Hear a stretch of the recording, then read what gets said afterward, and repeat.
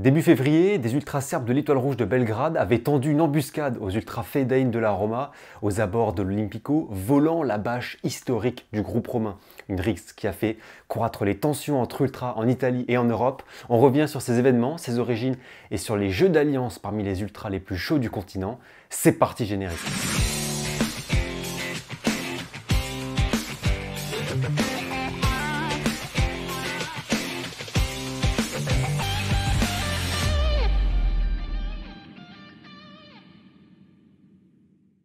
Salut les amis, c'est Valentin de l'Arena Foot, j'espère que vous allez bien. Bienvenue pour cette nouvelle vidéo et je vous retrouve une nouvelle fois pour un sujet sur le supporterisme ultra. Vous savez que c'est une grande thématique de la chaîne et si vous êtes fan de ce genre de choses, si le monde des tribunes vous intéresse, vous savez qu'au mois de février, un des plus grands groupes ultra de la Roma s'est fait dérober son précieux butin, c'est-à-dire des bâches du groupe. Et pour ceux qui ne connaissent pas l'histoire ou qui n'ont pas très bien compris ses implications, on va faire un petit résumé aujourd'hui. Vous allez voir tous les enjeux et aussi pourquoi j'en parle seulement maintenant de cet événement qui a eu lieu il y a plus d'un mois. Pour comprendre le pourquoi de la chose, il faut d'abord contextualiser et revenir au commencement. En Italie, il existe une rivalité entre les tifosi de la Roma et du Napoli. En Italie, ce match s'appelle d'ailleurs il Derby del Sole, le derby du soleil. C'est donc un match attendu et contrairement à certaines rivalités qui déclinent, celle-ci s'exacerbe avec le temps. Beaucoup d'affaires ont suscité des précédents, comme en 2014, où Ciro Esposito, un tifoso du Napoli, avait été tué par balle par un ex-ultra de la Roma en marge du match Fiorentina-Napoli, finale de Coupe d'Italie. 2023 va faire grandement partie de ces événements qui ont accentué la rivalité. Le 8 janvier dernier, de violents affrontements ont lieu en Italie sur l'autoroute A1, non loin de Florence, entre ultras de la Roma et du Napoli. Les deux camps se sont croisés sur la route lors du retour de leur déplacement. Les Romains rentraient de Milan, les Napolitains revenaient de Gênes. Une rixe violente qui a causé blessés et perturbations sur l'autoroute. On aurait pu se dire que ça allait rester là, que ce serait un débordement parmi tant d'autres dans l'histoire des rivalités entre ultras. Sauf que non, le 4 février, l'affaire va prendre une proportion encore plus folle, inquiétante et transnationale. À la fin du match Roma-Empoli, gagné 2-0 par la Roma, les ultras de la Curva Sud, dont le groupe historique des Fedain, fondé en 1972, qui a célébré son cinquantenaire l'an passé, plient bagages, rangent leurs bâches et rejoignent un parking non loin de l'Olimpico. Soudain, ils se font prendre en embuscade par une quarantaine de Serbes de l'Étoile Rouge de Belgrade cachés derrière des buissons. Ce sont les ultras, les déliés, qui peuplent le virage nord du Maracana. Ces supporters serbes sont présents parce qu'ils ont accompagné le club de basket de l'Étoile Rouge, joué à Milan en Euroleague, et les déliés suivent tant l'équipe de foot que de basket. Mais ce qu'il faut savoir, c'est que les déliés ont un jumelage et une amitié avec les ultras du Napoli.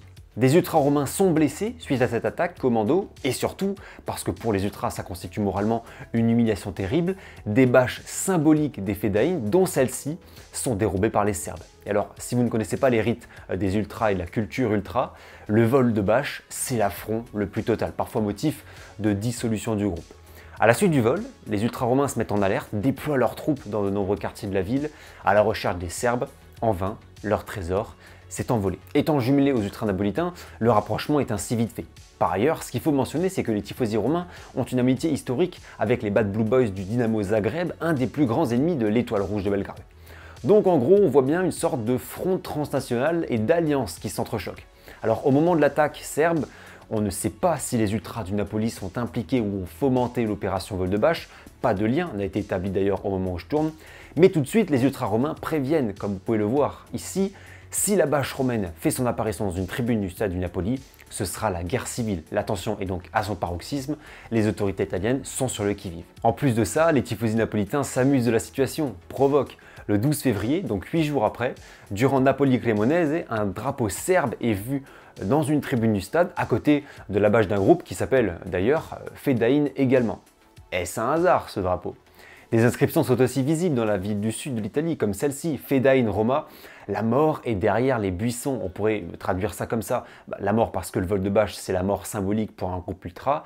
Et derrière les buissons parce que les Serbes s'étaient cachés derrière des sortes de plates-bandes pour surprendre les romanistes. Ce guet-apens va assez branler les ultras en Italie. Par exemple, la Curva Nord de l'Inter va condamner l'agression serbe, déclarant que la rivalité doit se faire en face à face, non par des actes indignes, craignant ainsi une multiplication des violences incontrôlées. Des rumeurs ont même circulé comme quoi les ultras de la Curva Nord de la Lazio, les ennemis de toujours, seraient prêts à apporter leur aide pour reprendre la bâche. Bon, très vite, le groupe laziale a sorti un communiqué pour couper court à tout ça avec une des dernières phrases qui dit en gros « Cette honte historique subite n'est pas chose qui nous regarde ». Les jours passent, le mystère reste toujours entier, mais la bâche va refaire son apparition le 18 février au Maracana, dans le virage des déliés de l'Étoile Rouge de Belgrade. Les bâches sont exhibées fièrement, tels des butins de guerre et des trophées remportés. Et ce n'est pas fini, dans le stade, devant les yeux ébahis et les caméras pour immortaliser l'instant, les bâches du groupe sont brûlées, transformant en cendres 50 ans d'histoire des Fedayeen de la Roma. À noter qu'une banderole importante a été observée peu auparavant dans le virage de l'Étoile Rouge, écrite en serbe « Vous avez choisi la mauvaise compagnie d'amis » en référence à l'amitié entre les Bad Blue Boys de Zagreb et les Fedayeen de la Roma. Un immense coup porté envers les ultra-romains qui seront salués et soutenus par l'ensemble de l'Olympico lors des matchs qui suivront, mais dont l'avenir semble flou et incertain. L'histoire s'arrête là, du moins pour le moment. Si je fais le choix de parler de cet événement maintenant, c'est parce que demain 20 h a lieu un match attendu d'Euroleague de basket entre le Panathinaikos et l'Étoile Rouge de Belgrade. Alors là, vous devez vous dire, mais pourquoi il nous parle de basket? Et surtout, pourquoi il parle des Grecs du Panathinaikos dans l'histoire? Encore une fois, la raison s'explique par les jeux d'alliance. La Roma est liée avec les ultras du club grec. D'ailleurs, il y a un axe historique entre la Roma, le Dynamo Zagreb et le Pana. A l'inverse, les ultras serbes partagent une forte amitié avec un autre club blanc et rouge, comme vous le voyez sur le tifo, c'est l'Olympiakos, l'ennemi éternel du Panathinaikos.